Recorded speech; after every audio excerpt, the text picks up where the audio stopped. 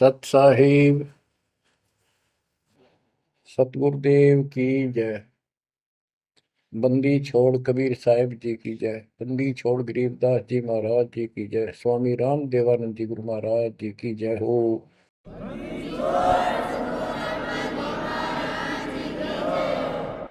सर्व संतों की जय, सर्व भक्तों की जय, धर्मी पुरुषों की जय। श्री काशी धाम की जय, श्री सुडानी धाम की जय, श्री क्रोथा धाम की जय, श्री बरवाड़ा धाम की जय। सत साहिब कबीर दंडवतम गोविंद गुरु, बंदो अभिजन सोए, पहले बहे प्रणाम तन, नमो जो आगे हो।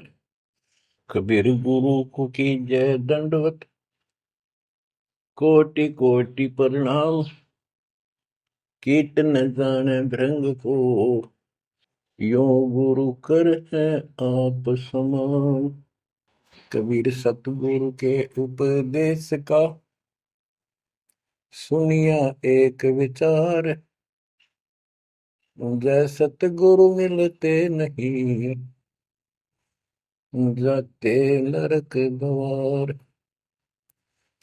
नरक द्वार में दूत सब, करते खेचा तान, उनसे कभू नहीं छूटता, फिरता चारों खाने।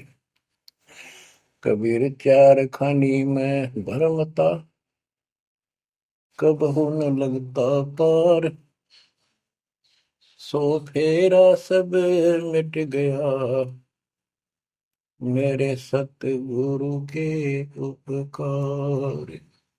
जय जय सतगुरु मेरे की,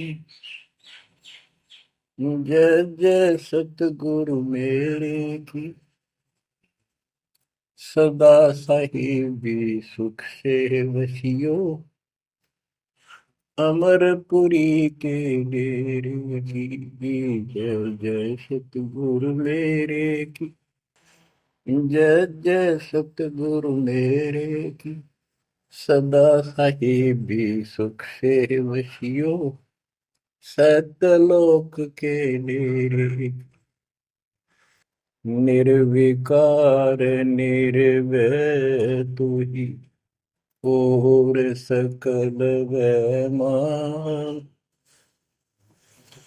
जी साधो और सकल वैमान, सब पर तेरी साहिबी, सब पर तेरी साहिबी, तुझ पर साहिब नाम, निर्विकार निर्भय। बच्चों, परमपिता परमात्मा कबीर जी की असीम कृपा से आज आपको कबीर परमेश्वर की, परमपिता परमात्मा सक्षम भगवान समर्थ परमात्मा की शरण प्राप्त हुई है। पुण्यात्मा, कितना संसार भरा पड़ा है। 7.5 अरब आबादी है, पॉपुलेशन है पूरे विश्व की। इन इनमें से आप परमात्मा की शरण में आए हो। आपकी किस्मत इतनी अच्छी है जिसकी कोई तुलना किसी के साथ नहीं की जा सकती।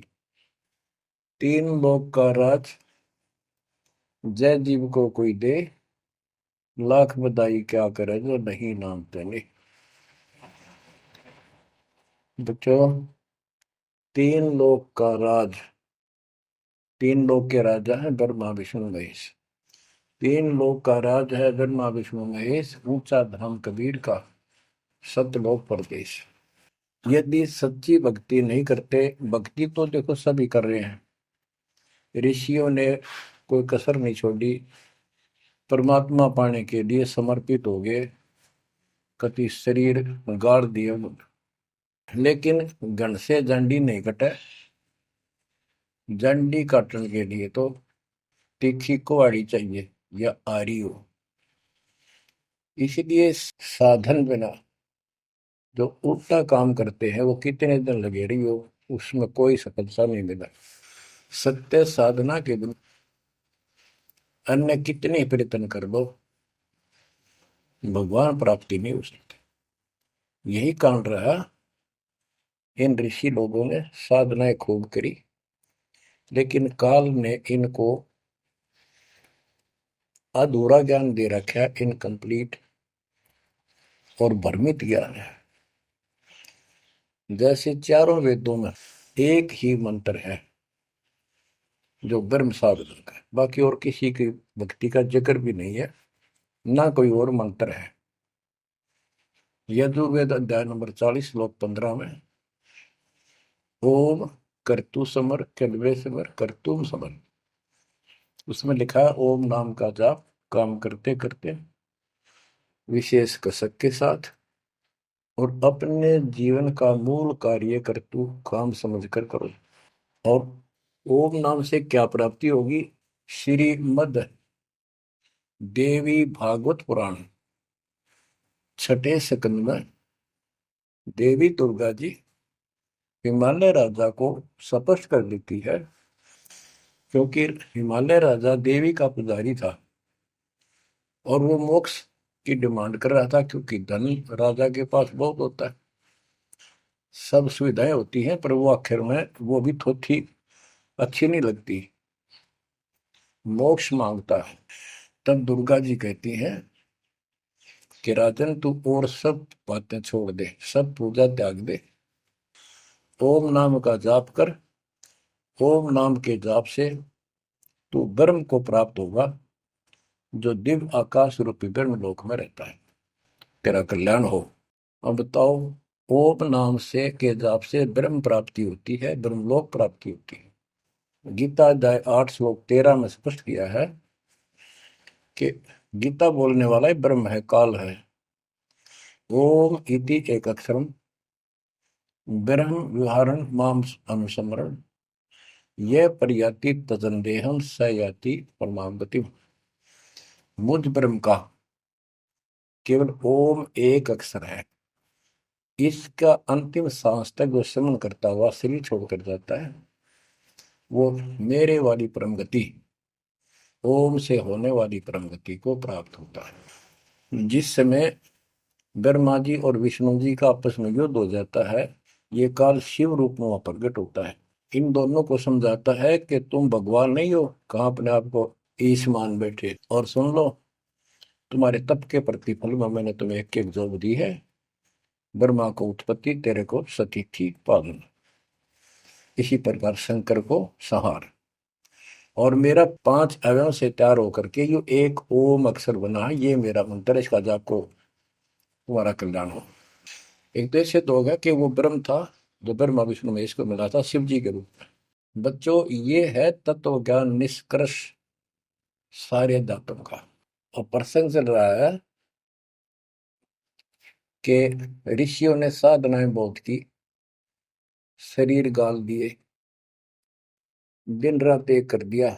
बच्चों, ओम नाम तो इन्होंने ले लिया वेद से, क्योंकि पहले वेद थे पुराण, इनके ऋषियों की रचना है, बाद की बात, इनका अनुभव होता गया, जिससे सुनी सुनाई दंत कथा इसमें लिखी थी, कुछ सच्ची कुछ झूठी, कुछ वेदों से कुछ अपना अनुभव, ये पुराणों का एक संग्रह है।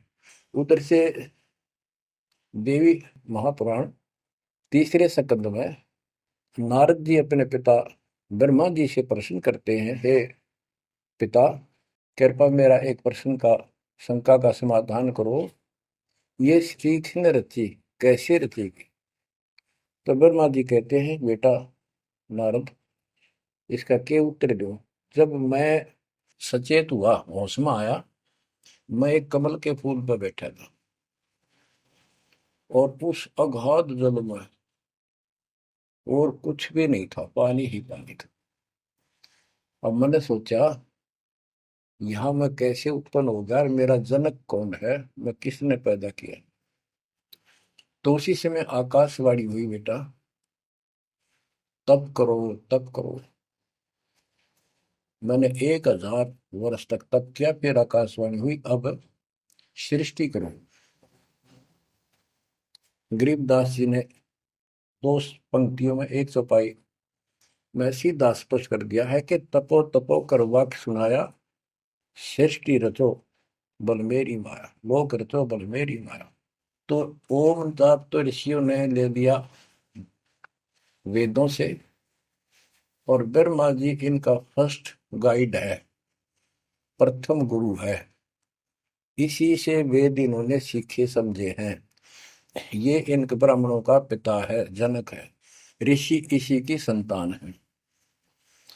तो इन्होंने ब्रह्मा जी से तप ले लिया कि ब्रह्मा जी ने को आकाशवाणी हुई भगवान की, इसलिए तप तप भी करते रहे।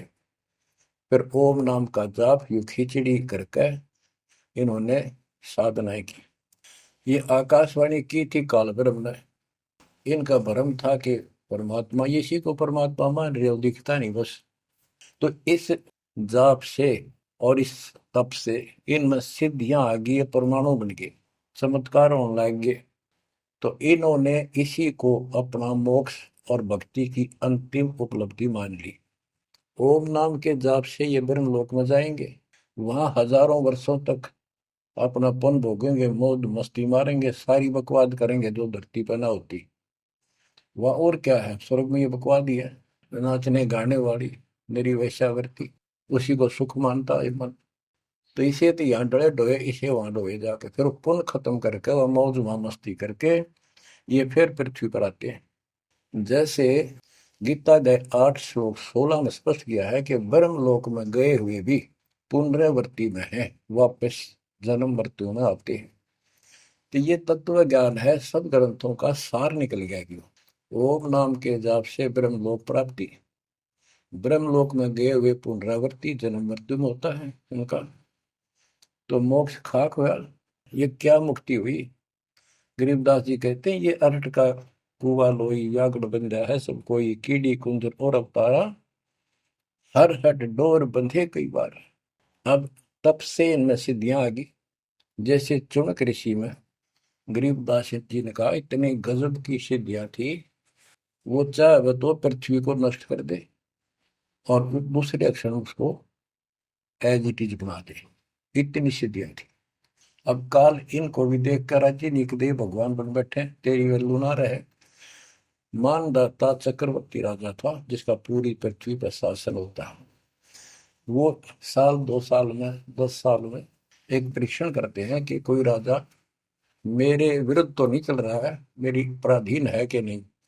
इसलिए घोड़ा छोड़ते हैं, उस पर लिख दिया जाता है, जिसको मानदाता राजा चक्रवर्ती की पराधीनता स्वीकार न हो, इस घोड़े को बांध ले, युद्ध के लिए तैयार हो जा। तो सारी पृथ्वी पर घूमे, किसी ने घोड़ा पकड़ा नहीं। उस पर लिखा रखा था, उस पर लिखा हुआ था कि राजा की 72 सौणी सेना है। तो किसी की हिम्मत नहीं पड़ी। चुनक ऋषि की कुटिया के पास से वो जा रहे थे, हजारों सैनिक, आगे आगे घोड़ा खाली, कोई बैठा नहीं उस पे। तो ऋषि ने पूछा कि ये घोड़ा कैसा है, इस पे सवार क्यों नहीं। बताया उन सैनिकों ने, ऐसा ऐसा काट हम सारा घूमे, किसी ने राजा का घोड़ा नहीं पकड़ा, यानी किसी ने युद्ध नहीं होता। दूसरा कहने लगा कि इसकी माँ ने दूध पिलाया, राजा का घोड़ा पकड़ दे, बेहतर छोड़ी सेना, ये कर दे वो कर दे। ऋषि बोला, भाई किसी ने ना पकड़ा तो मैं पकड़ देता हूँ, और कह दो आपके राजा को। सुनक ऋषि ने उसका युद्ध स्वीकार कर लिया, घोड़ा बांध दिया वह वहीं पर एक पेड़ का। सैनिक बोले, रहा कंगाल तय दाने खाने को नहीं, क्यों मजाक कर रहा है, फिर युद्ध मानदाता चक्रवर्ती के साथ करेगा, क्यों तेरी शायद बोल दे रही है, अपना बदले रहा हूं। वो बोला, भाई मेरे भाग में ऐसा ही है, वोट लिया मैंने, युद्ध जाऊं। राजा ने 18 अक्षौणी सेना, एक अक्षौणी सेना में 2 लाख के करीब बताते सैनिक होते हैं, ऐसी कोई काउंटिंग उनकी होती थी पुराने समय में। यानी 36 लाख आदमी भेज दिए एक ऋषि को मारने के लिए, ताकि भय बैठे जनता में, किसी की और हिम्मत ना हो। और ऋषि कहते गरीबदास जी ने कहा ऐसा जादू तपस्वी था, उसने चार अपनी सिद्धि शक्ति से चार परमाणु बना लिए। एक पुतली परमाणु छोड़ दिया, 18 सोने का नष्ट कर दिया, कैटेगरी की कतलेआम मचा दिया। फिर दूसरी तीसरी ऐसे 72 सोनी सेना को खत्म कर दिया। राजा मुंदे मुंह पड़ गया, अपनी जान बचाई। अब गरीबदास जी ने इनकी कैसी तुलना की है, कैसी इनकी दोती सी दोई है ऋषियों की। गरीब 72 अक्षौणी ही ख गया, चुन कर शीश्वर एक, दे धारे जोरा फिरे, ये सभी काल के बेख। ओए होए। ये है काल के, ये चलती फिरती मौत थी, जोरा मौत, या जोरा दे धारे जोरा करे, या शरीर मानव शरीर में या मौत करे ये ऋषि, ये सभी काल के भेख। ओए होए। 72 अक्षौणी खा गया, चौणक ऋषिश्वर एक। ऋषि ऋषिस ऋषिश्वर सर्वश्रेष्ठ ऋषि माना जाने वाला, उसके ये कर्म। बच्चों, इस काल को कहां तक जीतोगे तुम? ऐसी ऐसी साधना कर सकते हो? ऐसी साधना करने के बाद भी इसने गणत झंडी काटी ना कट्टे, ये बकवास दे दी। अब जितने वो जीव मरे, चाहे को हथियार तो मार दे, चाहे अपनी सिद्धि तो मार दे, वो पाप न्यारे लिखे जाते हैं। जब ये कभी स्वर्ग से वापस आओगा, महास्वर्ग से यानी ब्रह्मलोक से, क्यों ओम नाम के जाप से ब्रह्म भी वहां भी जाएगा। काल का इतना जबरदस्त षड्यंत्र है, आप सोच भी नहीं सकते।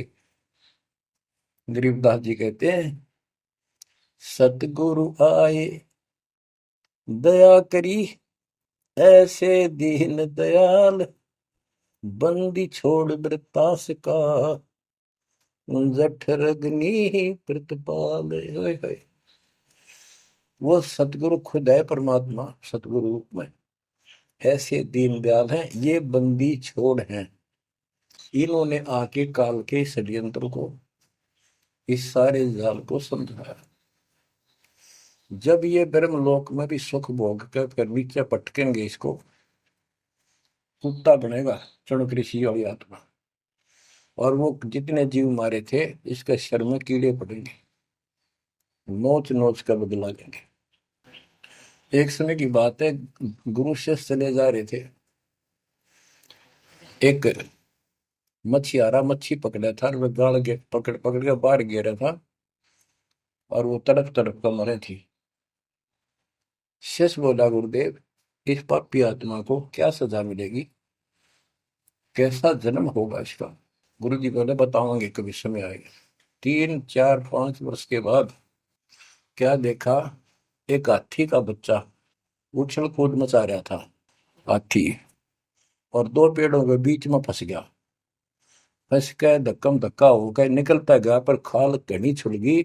बारिश के दिनों में उसके कीड़े पड़ गए, और इतने पड़ गए कि वो पड़ा पड़ा चल रहा, और सारे शरीर पर कीड़े चले। शिष्य और गुरु जी उस रास्ते से जा रहे थे। शिष्य ने पूछा, गुरुदेव इस प्राणी ने कौन से दिन में ऐसा पाप किया जो इतना कष्ट, इतने कीड़े पड़ गए?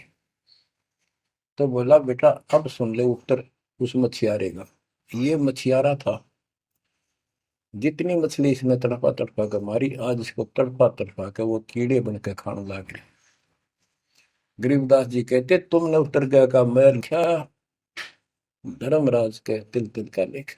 बच्चों, आंख खोल लो, कौन सी दुनिया में घूम रहे हो तुम? 2 दिन का जीवन है, कल मृत्यु हो जाएगी। धक्के खाते आंडोगे, राज और पाट और ये महल और कोठी, कोई गिरना चाहता है। तो बच्चों, तत्व भेद कोई ना कह रे झूमक रहा, जो पैसे ऊपर नाच सुनो रही झूमक रहा।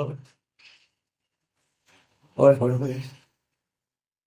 कोटो मध्य कोई नहीं रे झूमक रहा, अरबों में कोई गर्क सुनो रही झूमक रहा। इस तत्व ज्ञान के बताने वाले तुझे करोड़ आज करोड़ों में नहीं मिलेगा, अरबों में कोई ग्रह को, कंप्लीट इन ऑल रिस्पेक्ट। 7.5 अरब आबादी है आज वर्ल्ड की, सारे संसार की। 10 के अतिरिक्त विश्व में इस ज्ञान का जानकार कोई नहीं है। आपका सौभाग्य है बच्चों, आपको उस परम पिता का सच्चा मार्ग मिल रहा है। समर्थ परमात्मा कबीर जी की शरण प्राप्त हुई है, इसलिए दास कह रहा है।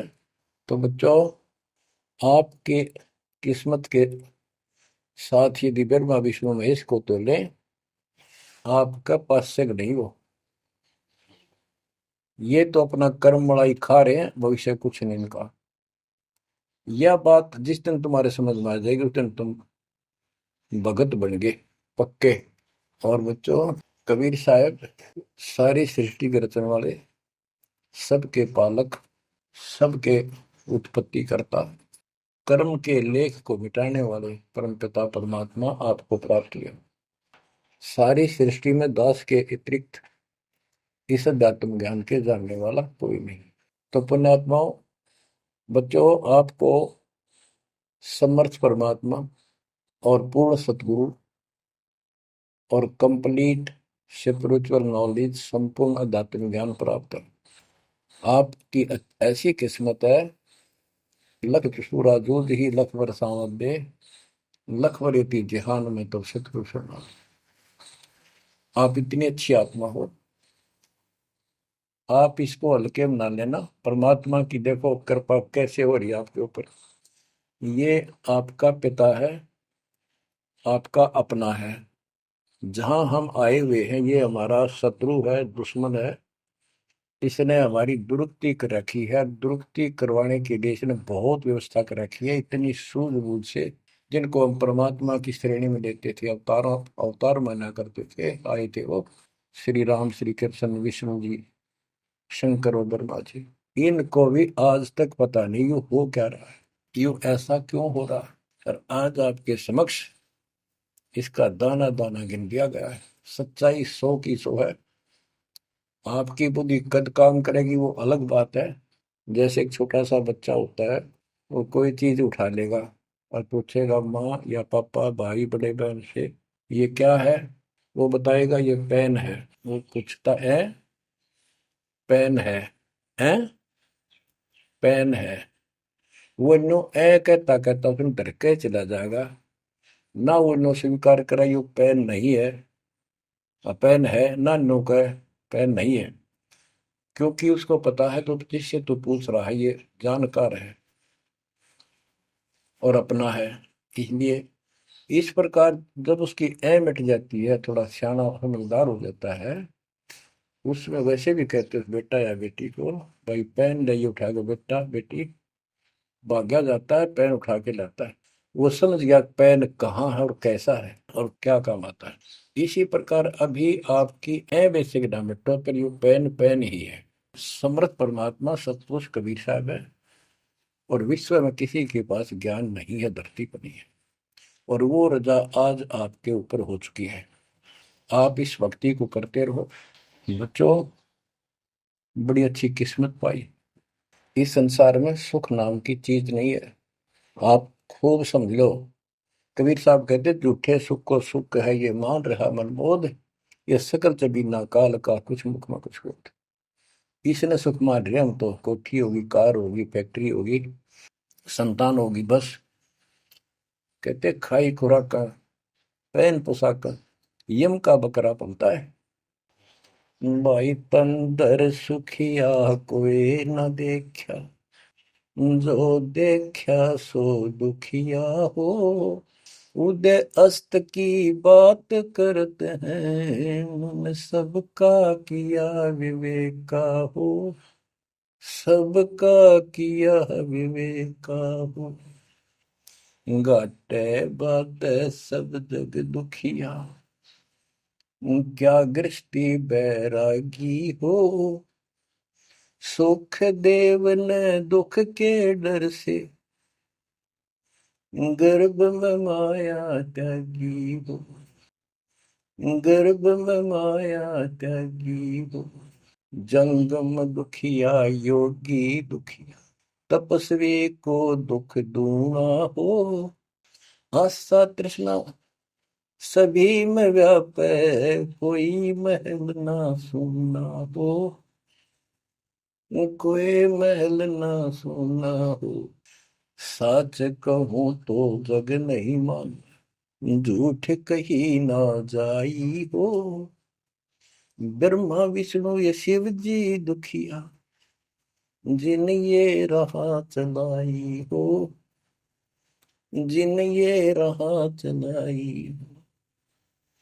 शूरपति दुखिया भूपति दुखिया, रंग दुखी बपरीती हो। शूरपति दुखिया भूपति दुखिया, रंग दुखी बपरीती हो। कह कबीर और सब दुखिया, एक संत सुखी मन जीती हो। संत सुखी मन जीती हो। तंदर सुखिया कोई न देखा, जो देखा सो दुखिया हो। उदय अस्त की बात करे मन, सबका किया विवेका हो। सबका किया विवेका हो। ओए होए। कबीर साहब कहते हैं तो चक्रवर्ती राजा बने फिरे थे। उदय और अस्त, जहां से सूर्य निकला उदय, अस्त जहां छिपा वहां तक उनका राज था। किसी को भी सपने में भी सुख नहीं पाया। और ये ब्रह्मा विष्णु दुखी।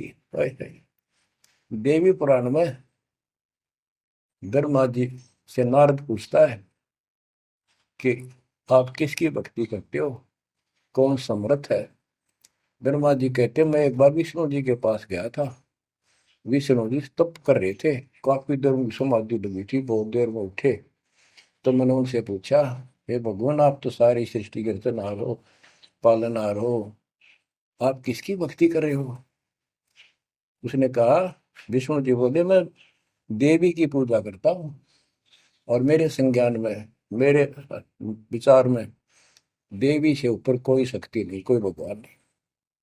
आदि है इनकी ज्ञान का उन्हें। और फिर क्या कहता है, मैं तप करके राक्षसों के साथ युद्ध करता हूँ, उनको मारता हूँ, तप करता हूँ, फिर शक्ति प्राप्त करके उनसे युद्ध करता हूँ। कभी थोड़ा बहुत समय मिलता है तो सुखपूर्वक लक्ष्मी के पास बिता पाता हूँ। सच कहूँ तो जग ना माने, झूठ कही ना जाई हो। ब्रह्मा विष्णु ये शिव जी दुखिया, जिन ये राह चलाई हो। जिन ये राह चलाई। तो पुण्यात्माओं, आपकी किस्मत परमात्मा ने अलग लेखनी से लिखी है। आपको ऐसे समय में मनुष्य जीवन प्राप्त हुआ है कि आपको अब मूल ज्ञान प्राप्त हुआ और संपूर्ण मोक्ष भक्ति विधि वो प्राप्त है। यानी आप चल रहे हो, प्रथम नाम लिया है, फिर सतनाम लोगे, फिर सार नाम लोगे, सार शब्द लेके भगवान के घर चले जाओगे। जैसे बच्चे स्कूल में पढ़ते हैं तो उनको सब सर्टिफिकेट मिलते चले जाते हैं, सब डिग्रियां प्राप्त होती हैं, तो सफल हो जाते हैं। अब के आपने सफल होना है। असफल बहुत हो लिए, बहुत फेल हो चुके हैं, बहुत बार फेल हो चुके हैं। एक तो पिछली गलतियां आपको याद रहनी चाहिए। जैसे कबीर साहब कहते हैं कि मानुष जन्म पाएकर खोए, सतगुरु विमुखा युग युग रोए। एक तो होता गुरुद्रोही, एक होता है गुरु से विमुख हो जाना। जिस समय परमेश्वर कबीर जी काशी में एक लीला कर रहे थे, कमल के फूल पर शिशु रूप धारण करके प्रकट हुए सतलोक से आके। निमा नामक एक पूर्व संस्कारी हंस उनको घर ले गए, जो जुलाहे थे, मुसलमान जुलाहे थे, और वहां उनके कल्याण के लिए आए थे परमात्मा। नीरू और नीमा ये सुपत सुदर्शन जी के माता पिता थे, और परमात्मा ने वायदा किया था, बच्चा तू दुख ना माने, तेरे माता पिता को मैं पार करूंगा। इसलिए उनके पास मालिक आए, उनके कर्म बनवाए, एक बच्चे की तरह उनका पालन पोषण उन्होंने किया, जिससे उनके संस्कार प्रबल होते चले गए। तो बच्चों, उस समय 5 साल की आयु से ही परमेश्वर कबीर जी ने इस तत्व ज्ञान और अपनी शक्ति भक्ति से और अपने ज्ञान के तर्क से बड़े बड़े मंडलेश्वरों को फिटे मुंह कर दिया। जो बड़े बड़े सिद्ध पुरुष अपने आप को सिद्धि में उत्तम माने थे, उनकी सिद्धि फेल की। लेकिन हम इतने ढीठ हैं, समर्थ को सामने देखकर भी हमने कदर नहीं की उसकी। हम अपनी अहंकार में सड़ गए। 64 लाख से श्वेत थे उस परम पिता के, वो उनमें से आप ही हो, और इब आ रहे हैं, वो वही है। और फिर इनके आपके जो आने वाली संतानें होंगी, वो तो अनमोल परमात्मा की विशेष आत्मा होगी, क्योंकि उनको सीधा ही कबीर परमात्मा का मार्ग, मूल ज्ञान गर्भ से ही सुनने को मिलना शुरू हो जाएगा। वो तो निश्चिंत पास पार होंगी, लेकिन वो आप पर निर्भर करता है, आप कितने दृढ़ रहते हो और कितने सफल होते हो। नहीं तो आप आने वाली पीढ़ियों के लिए बहुत बड़े दोषी हो गए। आपको ज्ञान कंप्लीट, भगवान पूरा, आपको सच्चा सतगुरु, पूर्ण गुरु प्राप्त है। तो 600 साल पहले हम सारी भक्ति करके थक चुके थे, बहुत दुखी थे, कोई सहारा नहीं मिल रहा था। जैसे ही कबीर साहब की हम शरण में जाते रहे, ऐसे सुख हुए कि हम जुबान से बोल भी नहीं पाए। अपना सुख दूसरों को बताएं, वो मानने नहीं, उनको सुख हो तब वो मानने। ऐसे ऐसे 64 लाख शिष्य बन गए, और सभी ये कहा करते कि कबीर साहब तो भगवान है, हमारे गुरु जी परमात्मा आए हैं, देखो हमारे ये शुक्र किया, मेरे ये शुक्र किया। तो बच्चों, इस तरह 64 लाख शिष्य एक निर्धन और शूद्र जाति और अनपढ़ अशिक्षित जिसको कहा जा रहा था, उसके 64 लाख शिष्य होना कोई सामान्य बात नहीं थी। लेकिन हम ये नहीं समझ पाए आत्मा से कि कबीर इज गॉड, ये दुल्हा weaver the Kabir is God. अब बच्चों, उस समय 64 लाख शिष्य जो हुए थे, वो सभी ये कहा करते थे कि हमारे भगवान कबीर साहब भगवान है, लेकिन दिल में नहीं समारी थी, वो सिर्फ सुख होते दिखे थे इसलिए मान लिए। फिर कुछ लोग ऐसे भ्रमित करने वाले थे, ब्राह्मण लोग या कोई अन्य पीर, मुसलमान पीर जिनकी रोजी रोटी बंद होने जा रही थी, उन्होंने कहा कि कबीर तो जादूगर है, जंतर मंत्र जानता है, और ये क्या, ब्राह्मण कहते थे ये क्या जाने वेदों के बारे में, क्या जाने ये गीता के बारे में, सारे संस्कृत में लिखे हुए, क्या जाने ये पुराणों के बारे में। तो बच्चों, हमने यह बात मान ली, हमारी आत्मा कमजोर थी, हम शिक्षित नहीं थे कि ये बात तो सही है कि कबीर साहब को वेदों का ज्ञान नहीं हो सकता, गीता का नहीं हो सकता, पुराण नहीं जानते क्योंकि ये अशिक्षित है, संस्कृत भाषा में लिखी हुई ये लेख है। तो कबीर साहब कहा करते, वेद मेरा वेद है, ना वेदन के माही, और जोन वेद से मैं मिलूं वो वेद जानते नहीं। तो यह बात हमारे यकीन नहीं हुआ, हमें विश्वास नहीं हुआ। तो बच्चों, जब तक हमें ये विश्वास नहीं होगा कि हमारे मालिक जो है कबीर साहब परमात्मा है, तो बच्चों हम भगवान को पहचान नहीं सकते। अब हम शिक्षित हैं, और इस शिक्षा का आपको अजब गजब लाभ ये मिला है कि आप परमात्मा को पहचान चुके हो। छोटे छोटे बच्चे भी शिक्षित हैं, बूढ़े बुजुर्ग भी शिक्षित है, और ग्रंथ आपके रूबरू दास ने कर दिए। तो पुण्यात्माओं, आज आपको 100% ये विश्वास हो चुका है कबीर जी को। जिनको ये विश्वास नहीं है उनके साथ वही बनेगी वो 600 साल पहले बनी थी।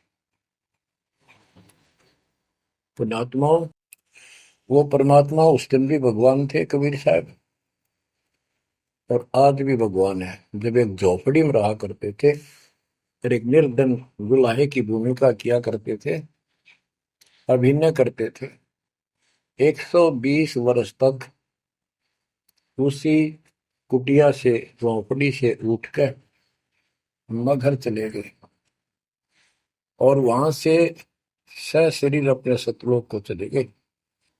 लोग ये कहा करते थे, ये दुल्हा, ये दानक, ये गरीब आदमी, इस पर रोटी भी पूरी समय पर नहीं होती, इसको तुम भगवान कहते हो, क्यों मूर्ख बन रहे हो।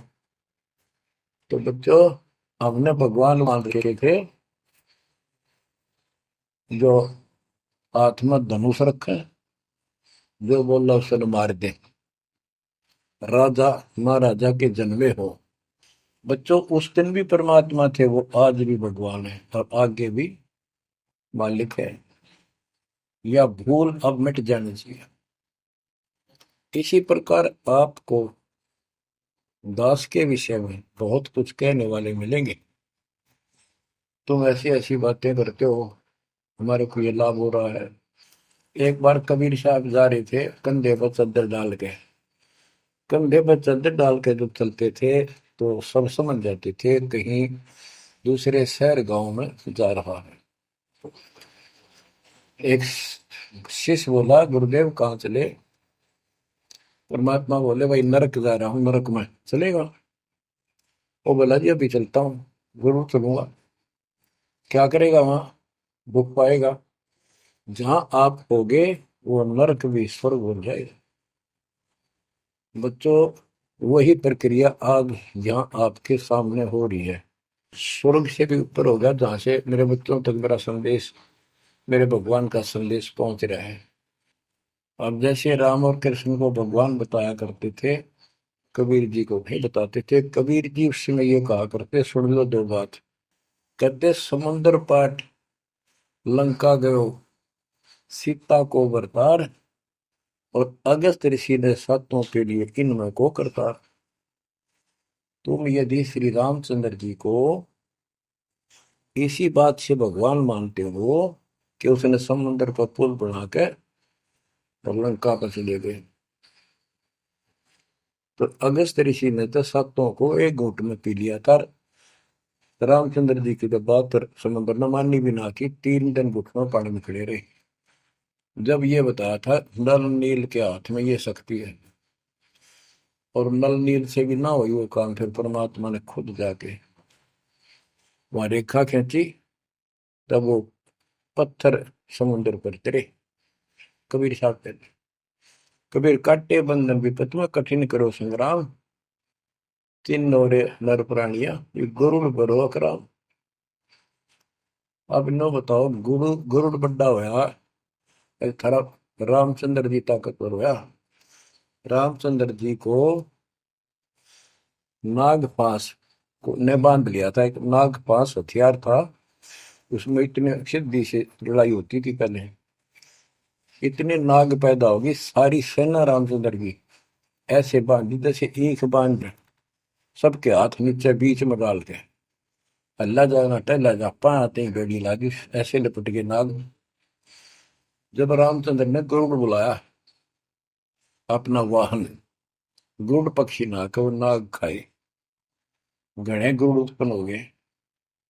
कबीर साहब कहते हैं, काटे बंधन विपत में, तेरे राम के विपत में, आपत्ति में गरुड़ ने बंधन काटे। इब समझ लो रे प्राणियों, गरुड़ बड़ा क्यों राम है। गोवर्धन श्री कृष्ण ने दारो, द्रोणागिरी हनुमंत, और शेष नाग तुम कहते हो सारी सृष्टि थारा, फिर इनमें को भगवंत, क्या ये लक्षण है तुम्हारे भगवानों के? हाय हाय, एक ना भूला दो ना भूली, भूली सब संसारी, मेरे साथ दो भाई, मेरा सब जग दिला पाया। तो बच्चों, अब आपको इतना विश्वास हो जाना चाहिए कि जो ज्ञान भगवान ने दिया, आंखों देखे संतों ने बताया, वो गलत नहीं हो सकता।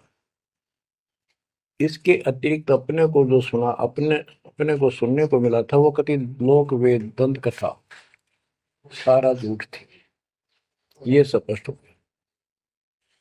तो अब क्या कहते हैं, समझा है तो सिर दर्पा बहुत नहीं रहे, ऐसा था।